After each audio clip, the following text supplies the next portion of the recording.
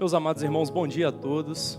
Que a graça e a paz de Jesus seja transbordante no coração desta igreja, de cada um dos irmãos, também daqueles que estão acompanhando conosco através das redes sociais. Eu gostaria de convidar os irmãos a abrirem a palavra do Senhor no livro de Atos dos Apóstolos, no capítulo 13. Esta é a nossa 25ª exposição no livro de Atos. Nós teremos agora também, pela manhã, a classe maternal. Então, as crianças de 0 aos 3 anos incompletos devem se dirigir agora à salinha para participar da classe e também aprender do Senhor. Livro de Atos, capítulo 13, versículo 13 ao 52. Antes de nós lermos aqui o texto bíblico, gostaria de recomendar para os irmãos a leitura deste livro, O Verdadeiro Evangelho, de Paul Washer. Esse é aquele livro que não dá para dizer que é crente e não ter lido. Se alguém te perguntar, você muda a conversa se você não tiver lido, mas não fala que não leu não. Porque o livro é pequenininho e é essencial para a nossa compreensão. O livro é baratinho, tem aqui na livraria, se não tiver, o Hudson encomenda, até 10 caixas se for preciso aí para os irmãos, né, Hudson? Esse livro é essencial. E a mensagem de hoje, o sermão desta manhã, ele vai perpassar por alguns aspectos na qual trata esse livro aqui. Tá? Então vamos ler, livro de Atos, capítulo 13, versículo 13 ao 52. Vamos ler só alguns versículos. Eu vou ler aqui no celular, porque a minha Bíblia é na linguagem NVI. E os irmãos acompanham pela ARA aqui em cima. Então vamos lá. E navegando de Pafos, Paulo e seus companheiros dirigiram-se a Perge da Panfilha. João, porém, apartando-se deles, voltou para Jerusalém. Mas eles, atravessando de Perge para Antioquia da Psídia, indo num sábado à sinagoga, assentaram-se. Depois da leitura da lei e dos profetas, os chefes da sinagoga mandaram dizer-lhes: Irmãos, se tendes alguma palavra de exortação para o povo, dizei-a. Paulo, levantando-se e fazendo com a mão sinal de silêncio, disse: Varões israelitas, e vós outros que também temeis a Deus, ouvi. O Deus deste povo de Israel escolheu nossos pais e exaltou o povo durante a peregrinação na terra do Egito, donde os tirou com um braço poderoso, e suportou-lhes os maus costumes por cerca de 40 anos no deserto. E havendo destruído 7 nações na terra de Canaã, deu-lhes essa terra por herança. Vencido cerca de 450 anos, depois disso, lhes deu juízes até o profeta Samuel. Então lhe pediram um rei, e Deus lhes deparou Saul, filho de Quis, da tribo de Benjamim, e isto pelo espaço de 40 anos. E tendo tirado a este, levantou-lhes o rei Davi, o qual também dando testemunho disse: Achei Davi, filho de Jessé, homem segundo o meu coração, que fará toda a minha vontade. Da descendência deste, conforme a promessa, trouxe Deus a Israel o Salvador, que é Jesus. Eu vou encerrar a leitura aqui, eu peço que os irmãos terminem em casa, né? Essa perícope é longa, e é muito importante que os irmãos leiam toda ela para melhor compreensão. Nós podemos orar ao Senhor, antes de nós meditarmos nas Escrituras? Senhor, nós pedimos uma vez mais que abençoe a nossa vida, na meditação da Tua Palavra, na compreensão deste texto tão glorioso, que trata deste assunto que é vital para a igreja. Nós te pedimos, ser conosco, abençoa a nossa vida, em nome de Jesus. Amém. Meus irmãos, o tema desta mensagem nesta manhã é as feridas do Evangelho. Agostinho escreveu no livro 10 das suas Confissões, parágrafo 8, uma frase emblemática para a igreja. Ele disse: feriste-me com a tua palavra, desde então eu te amei. Por que essa frase foi escrita para a igreja? Porque esse é o tipo de coisa que só um crente é capaz de compreender.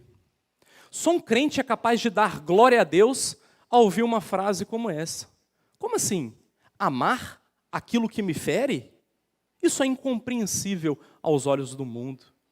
Isso é a mesma expressão que nós encontramos lá em Hebreus capítulo 4.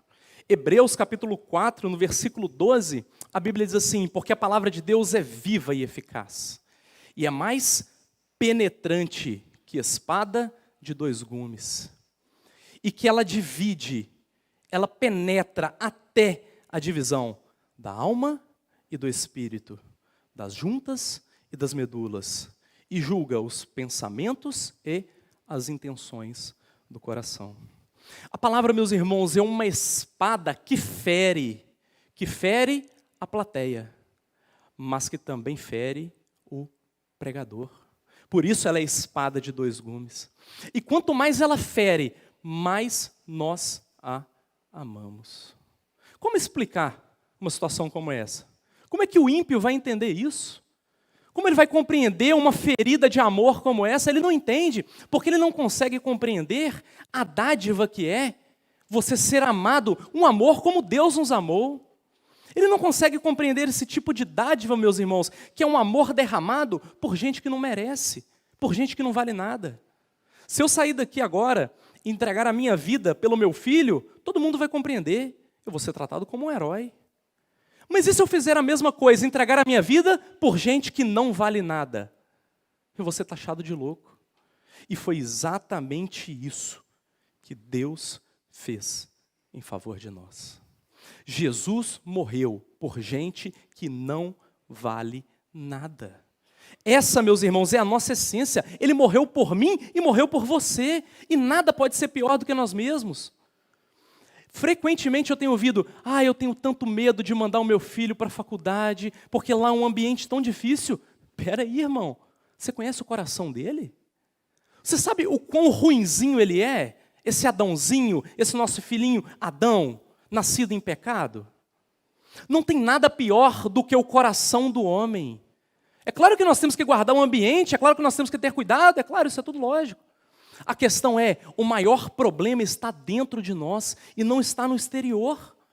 Mas você só descobre isso se você descobrir o Evangelho. É a palavra que nos ensina isso. Ninguém consegue enxergar o próprio coração se não conhecer a Escritura. É por isso que certa vez alguém disse que a palavra de Deus é o espelho do coração. Ele estava baseado no livro de Tiago, muito provavelmente. As pessoas conseguem ver a sua face, mas você não consegue ver a própria face. Você já percebeu isso? Você precisa de um espelho. E é isso que a palavra de Deus é para nós. Ela mostra aquilo que nós somos. Por isso que Calvino vai começar o primeiro livro, a primeira toma das Institutas, dizendo que ninguém é capaz de conhecer a si mesmo, se antes não conhecer a Deus e a sua palavra. E toda vez que esta palavra, que este evangelho for pregado no meio da igreja, ele vai produzir dois tipos de feridas. Ou será a ferida do quebrantamento, ou será a ferida do endurecimento. Então aquele que ouve o evangelho tem uma responsabilidade diante dele. Ele tem que escolher qual caminho ele vai seguir. Ou é o caminho do endurecimento, ou é o caminho do quebrantamento. Foi isso que aconteceu aqui nesse texto que nós lemos. Diz a palavra de Deus, lá no versículo 13 e 14, acompanhe na sua Bíblia aqui, Paulo e Barnabé vão para uma região complicada. Não tinha expectativa nenhuma quanto àquela região. Quem olhasse o lugar que eles escolheram realizar a obra missionária diria, olha, aquilo ali não vai dar frutos. E surpreendentemente, Deus prosperou a sua obra naquele lugar. A região que Paulo e Silas estavam, no versículo 13 você vai encontrar, hoje é a região da Turquia. Alguém sabe qual que é a igreja que se estabeleceu ali naquele lugar? Alguém consegue se lembrar? Coloca para a gente o mapa aqui, pessoal, por favor. Coloca o mapa para a gente mostrar para os irmãos o que eles fizeram. Olha só, para você se situar, eles estavam aqui em Jerusalém, na Judéia. Eles estavam aqui em Antioquia da Síria. Eles saem de Antioquia, eles vêm até Pafos, versículo 13. Eles saem de Pafos e vão até Perge, versículo 13. E aí eles optam por sair de Perge e subir para essa região montanhosa. Vocês estão conseguindo ver que aqui é montanha, ó, igual aqui? Montanha, que é Antioquia também, mas aqui é Antioquia da Pisídia. Aqui é Antioquia da Síria e aqui é Antioquia da Pisídia. Então eles fazem esse trajeto aqui, ó, linha azul. Eles vão sair daqui depois, no capítulo 14, e vão vir para Icônio, Derbe. Ora, que caminho azul é esse aqui? Alguém já se situou? Essa daqui é a primeira viagem missionária. É isso que Paulo vai fazer. Qual é aquela região ali? Alguém sabe? Alguém lembra? Essa região aqui, ó, onde se estabeleceu essa igreja? Antioquia da Pisídia, Listra, Derbe, Icônio. Essa é a região da Galácia. Muito bem. É por isso que o texto, o sermão que Paulo vai pregar aqui nesse capítulo, é exatamente o mesmo texto da carta aos Gálatas. Repara para você ver, ele vai falar de pecado, vai falar de fé, vai falar de justificação, vai falar de lei, vai falar de graça. O assunto é o mesmo. Agora, o que Paulo e Barnabé foram fazer ali, ninguém sabe. Porque era uma região montanhosa, 160 quilômetros de subida. Isso daria, no mínimo, 8 dias de caminhada. Aquela região era até entendida como uma região muito perigosa. Alguns estudiosos entendem que é por isso que João Marcos abandonou os apóstolos ali. Que ele entendeu que ali era muito perigoso para ele estar e resolveu voltar para Jerusalém. Era uma região de perigo, ninguém sabe por que, de fato, Paulo e Barnabé vão até aquela região. O livro A Carta aos Gálatas nos dá um indicativo, porque ele começa a escrever a Carta aos Gálatas dizendo assim: aquela primeira vez que eu lhes preguei o Evangelho, vocês sabem que foi devido a uma enfermidade. Então as pessoas entendem, olha, Paulo e Barnabé foram até lá porque Paulo estava enfermo. Talvez ele foi buscar algum tipo de tratamento, talvez ele foi buscar um clima mais adequado, numa região serrana. A gente não sabe o motivo. O que a gente sabe é que ao chegar naquele lugar, eles encontram uma cidade com fome de Deus. Acompanhe na sua Bíblia, versículo 15 e 16, eles vão até a sinagoga. Quando eles chegam na sinagoga, eles ouvem a exposição da lei e dos profetas. O dirigente da sinagoga percebe que Paulo era judeu. E ele volta-se para Paulo e diz para ele assim: vem cá, você tem uma palavra de encorajamento? Você tem uma palavra de consolo? Você tem uma palavra aqui para esse povo? Você tem alguma coisa a dizer para consolar o coração dessas pessoas? Alguém já te procurou assim? Sentou-se ao seu lado num momento de tristeza, de constrição, com fome de Deus, querendo que você lhe desse uma palavra de consolo ou de encorajamento? Quantas vezes? Quantas vezes as pessoas vêm até aqui, assentam-se na casa do Senhor, esperando ouvir esta palavra? E qual que foi a resposta de Paulo? O que Paulo pregou para aquela congregação? Ele pregou o Evangelho.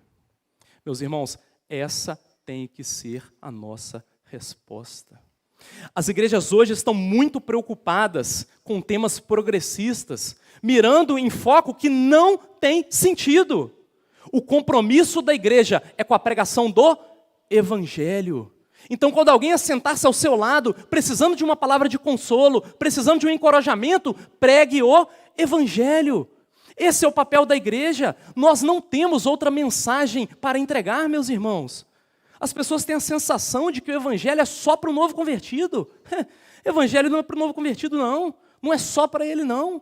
Evangelho é para pastor, Evangelho é para diácono, é para quem é da música, Evangelho é para nós. Nós precisamos do Evangelho. Só o Evangelho é capaz de quebrar essas amarras de vaidade. Só o Evangelho é capaz de quebrar o nosso orgulho e mostrar verdadeiramente quem somos diante de Deus. E nós não temos outra mensagem. Nós só temos o Evangelho. Essa foi a tese de Lutero. As pessoas têm a sensação de que Lutero chegou lá e pegou uma Bíblia escondida no porão e trouxe para as pessoas e disse: está aqui a palavra de Deus. Não foi isso que Lutero fez. Leia a tese de número 62 de Lutero. Lutero trouxe de volta o Evangelho.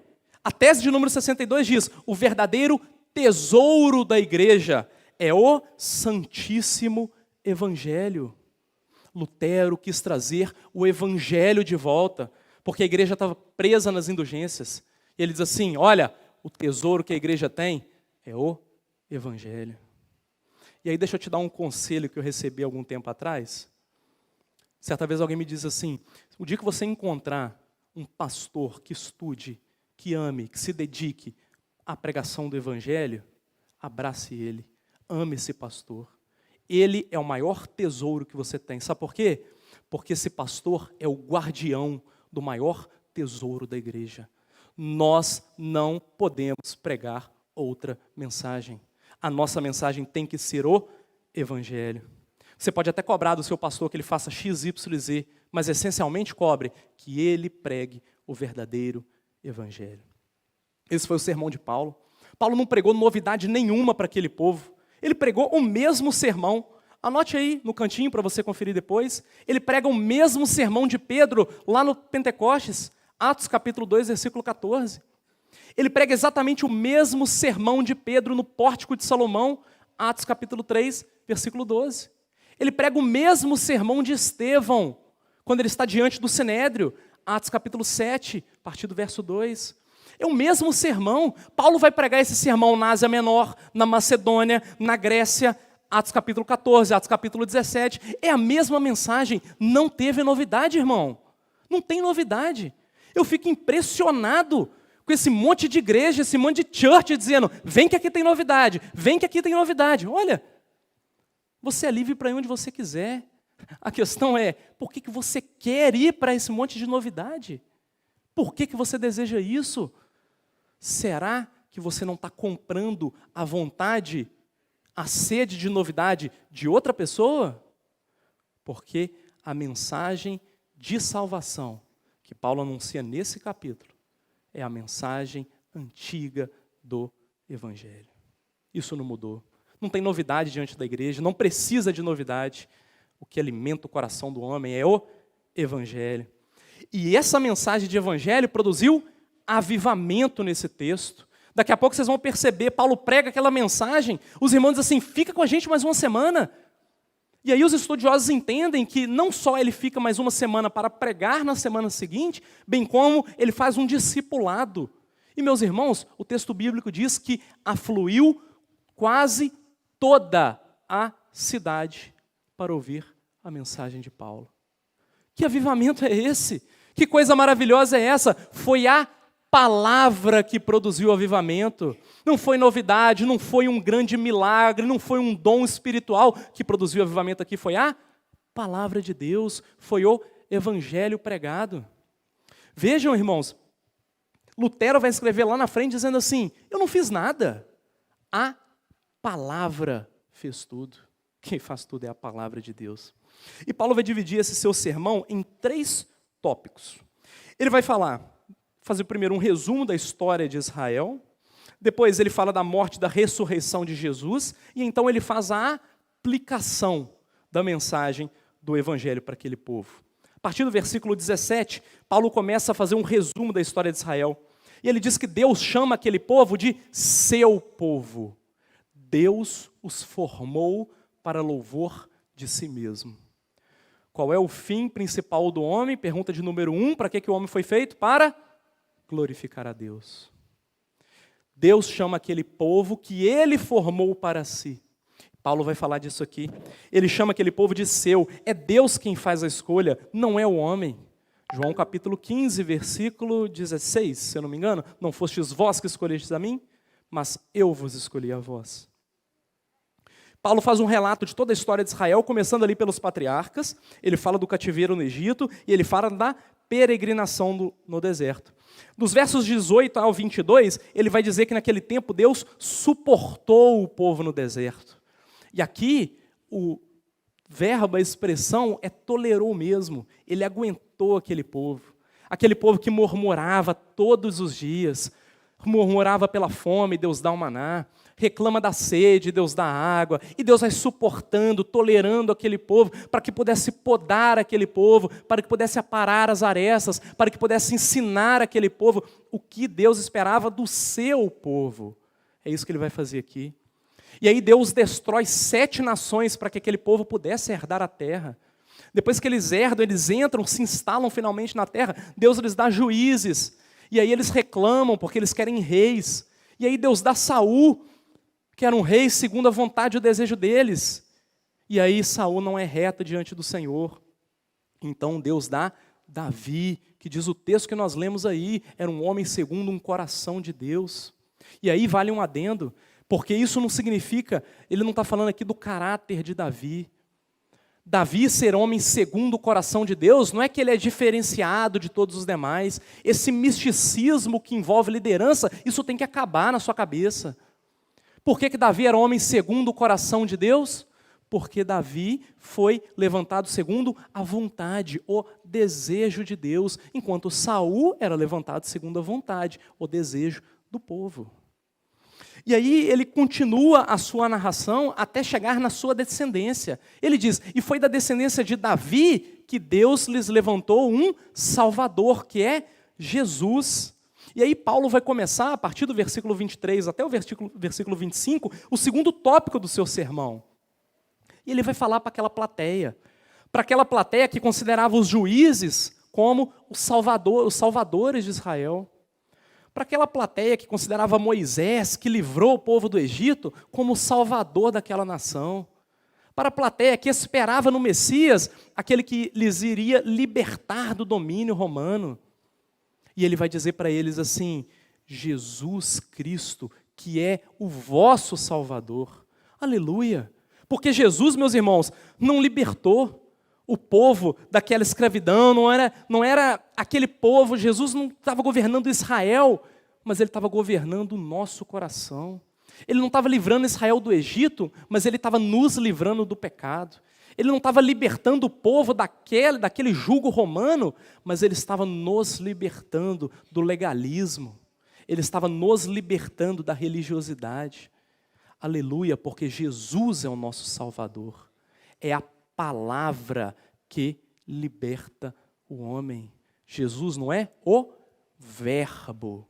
E aí tentaram dizer, mas então ele deve ser só um espírito, ele não deve ser encarnado. E aí João vai dizer, o verbo se fez carne, e depois ele reforça na sua carta, e nós o apalpamos, para dizer assim, era ele mesmo, é aquela palavra mesmo que libertou. E a palavra que nos liberta hoje, só a palavra é capaz de nos libertar dessa religiosidade que nos envolve, só a palavra de Deus. E conhecereis a verdade, e a verdade vos libertará. João 8, 22. E aí Paulo não perde tempo e começa a fazer a aplicação desta palavra. Porque veja, irmãos, pregar expositivamente não é pregar verso a verso. Pregar expositivamente é aplicar a palavra ao seu contexto, é aplicar a verdade bíblica no meio da congregação. É isso que Paulo vai fazer ali. Do verso 26 até o verso 41, ele vai fazer a aplicação daquele texto. E aí Paulo vai testemunhar da pessoa e da obra de Jesus Cristo. Ele chama isso de mensagem ou palavra de salvação. Isso está lá no verso 26. É a mensagem da salvação. E foi justamente esta mensagem que os judeus rejeitaram. Ora, Paulo não está dizendo aqui que eles ouviam esta mensagem todos os sábados na sinagoga? Todos os sábados eles ouviam falar de Jesus. E quando Jesus veio, eles o rejeitaram. O que aconteceu? Eles se acostumaram. E a verdade, meus irmãos, é que quando a gente ouve uma coisa repetidamente, isso se torna comum, isso perde o valor. E é por isso que a gente tem que reforçar aqui no púlpito no domingo de manhã, dizendo que a gente precisa do Evangelho. Porque parece que a gente já é crente há tanto tempo que a gente já se acostumou com isso aqui. E parece que o Evangelho não tem mais valor, não tem mais sentido na nossa vida. E aí a gente precisa reforçar dizendo, só o Evangelho é capaz de nos mudar. Paulo começa a anunciar para eles e dizer assim, vocês rejeitaram, vocês pecaram, vocês erraram, porque o Evangelho aponta exatamente isso em nós. Ele aponta a nossa mazela, ele aponta a nossa pequenez, ele expõe o nosso pecado, mas ele apresenta para nós uma oportunidade de restauração. Quando a gente acostuma com o pecado, tudo fica fácil, parece que nada tem peso mais na nossa vida. Foi isso que eles fizeram. E olha, a Bíblia diz que a nossa sociedade bebe o pecado como se fosse água. Tão acostumado que a gente está. A gente está tão acostumado com a grandeza de Deus que a gente pensa que Deus é só um presidente que está sentado ali sobre uma cadeira e a gente esquece que Ele está sentado sobre o trono do universo. Ele é o Rei dos Reis, Ele é o Senhor dos Senhores. E ouvir isso não pode te deixar insensível. Pelo contrário, esta ferida tem que ser uma ferida de quebrantamento. Ao ouvir essa palavra, você tem que olhar para si mesmo, enxergar a sua pequenez e dizer, Senhor, louvado seja o Senhor, porque grande é o teu nome, enquanto nós somos pequenos e miseráveis. Paulo foca a sua mensagem na morte, versículo 27 a 29, e na ressurreição de Cristo. versículos 30 a 37, ressaltando que esse era o núcleo do evangelho que ele estava anunciando àquele povo. E ele ressalta que é por Jesus e não por Moisés que eles teriam a remissão dos pecados e a justificação. Versos 38 ao 41. E é exatamente esta mensagem que Paulo vai pregar em forma de carta lá para a igreja da Galácia futuramente. Ele encerra falando da justificação. Meus irmãos, como eu disse, aquela palavra produziu um avivamento no meio daquele povo. Sem milagres, sem novidades, sem dom espiritual, diz a Bíblia que quase toda a cidade afluiu até aquele lugar para ouvir aquela mensagem. Versículos 42 e 43. Eles pediram, Paulo e Barnabé, fique com a gente mais uma semana, pregue novamente na semana seguinte.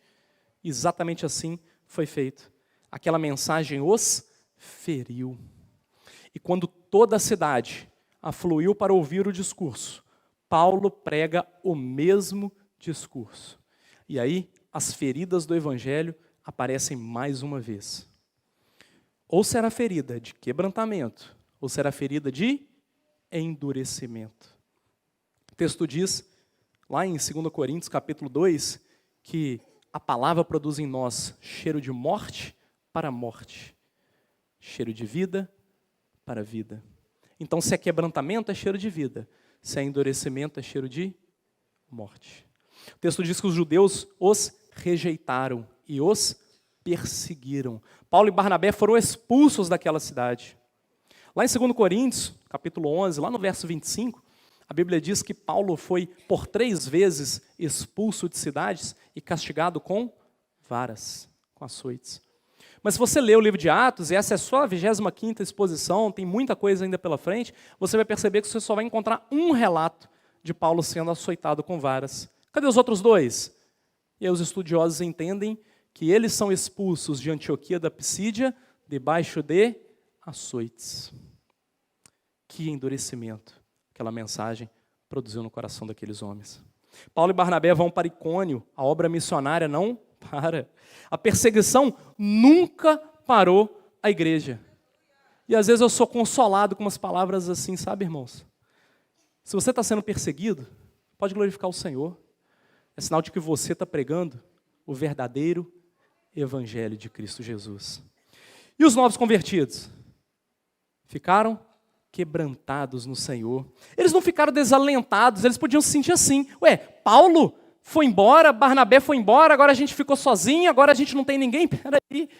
Eles tinham o mais importante, eles tinham Jesus Cristo na vida deles. Louvado seja o nome do Senhor. Quem se converte de verdade, quem vive o evangelho de verdade, não está preocupado com mais nada. Só está preocupado com a presença de Cristo Jesus na sua vida. Louvado seja Deus. Enquanto os judeus ficaram cheios de inveja, perseguiram, açoitaram, expulsaram Paulo e Barnabé dali, os discípulos ficaram cheios de alegria, cheios de alegria e do Espírito Santo. Versículo 52. E aí, meus irmãos, cabe a nós escolher do que a gente quer ficar cheio. Ou a gente fica cheio de inveja, endurecimento, ou a gente fica cheio de alegria, Espírito Santo, quebrantamento. O Evangelho produziu uma ferida na sua vida. Você ouviu a mensagem do Evangelho? Então agora a responsabilidade é sua. É você quem vai escolher o que essa palavra vai fazer na sua vida. Se for ferida de quebrantamento, então você vai se arrepender e você vai abandonar os seus pecados. Agora, se for ferida de endurecimento, pode perseguir a igreja, pode deixar esse lugar, pode abandonar. Sabe por quê? Não tem valor nenhum. O que importa é aquilo que o Evangelho pode produzir dentro das nossas vidas. Que Deus te dê força, meu irmão, para que você saiba escolher conforme você deve escolher. Que a palavra do Evangelho nunca seja algo comum na sua vida. Que a palavra do Evangelho nunca deixe os seus olhos secos. Pelo contrário, que a palavra do Evangelho faça com que os seus olhos se enchem de lágrimas ao entender o amor daquele que se entregou por gente que não vale a pena. Porque a nossa realidade é essa. Nós não valemos a pena. Mas Ele se entregou por nós. Que essa palavra produza quebrantamento no seu coração por toda a sua vida, até o dia do do Senhor. Que Deus abençoe a sua igreja com a palavra de Deus. Vamos estar de pé.